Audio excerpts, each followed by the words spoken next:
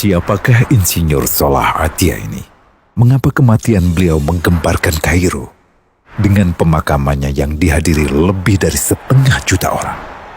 Mari kita simak kisah dari Asosiasi Universitas Islam Mesir ini.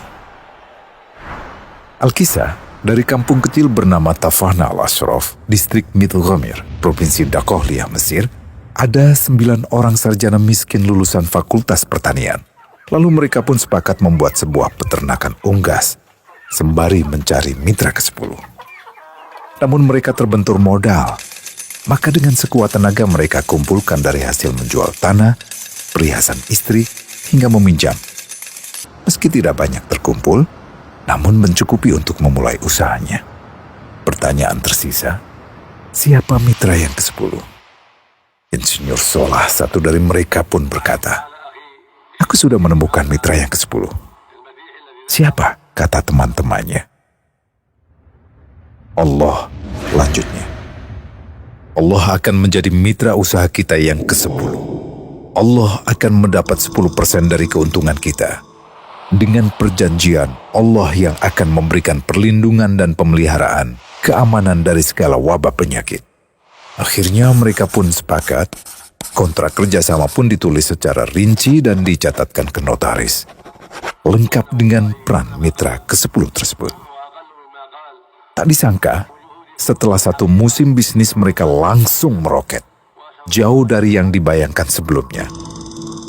Lalu mereka pun kembali bersepakat menambah jatah keuntungan mitra ke-10 menjadi 20% di musim kedua, dan begitu seterusnya hingga mencapai 50%.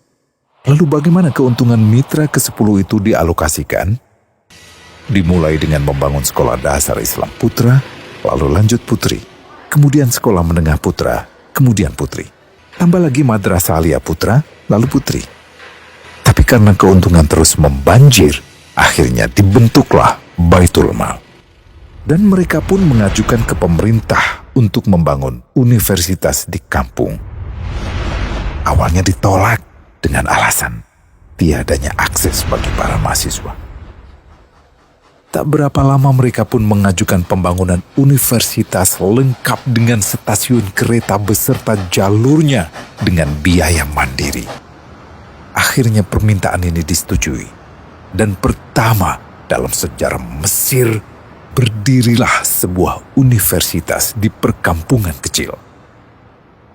Semakin berkembang, dibangun pula fakultas kedua, ketiga, keempat hingga asrama putri dengan kapasitas 600 kamar. Lalu asrama putra dengan 1.000 kamar. Tiket kereta api pun digratiskan untuk memudahkan transportasi menuju kampung tersebut.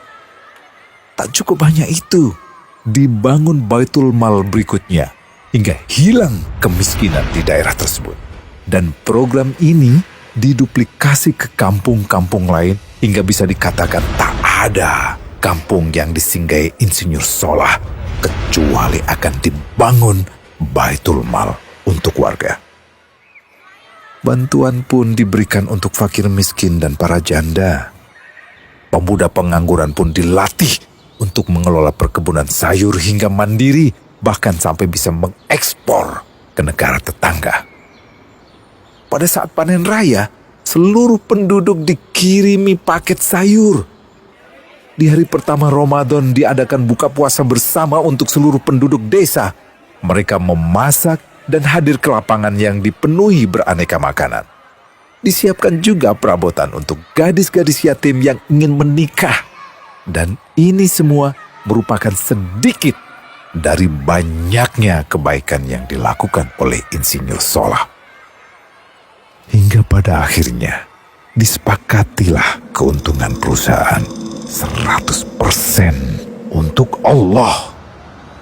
Insinyur Salah yang awalnya adalah salah satu mitra usaha berubah menjadi karyawan Allah.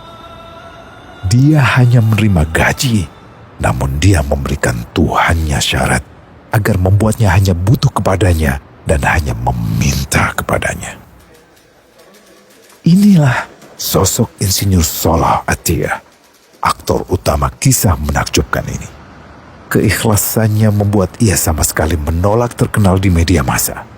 Dan kini, Meski orang yang melibatkan Allah ke dalam bisnisnya ini telah wafat, terbayang seluruh amal jari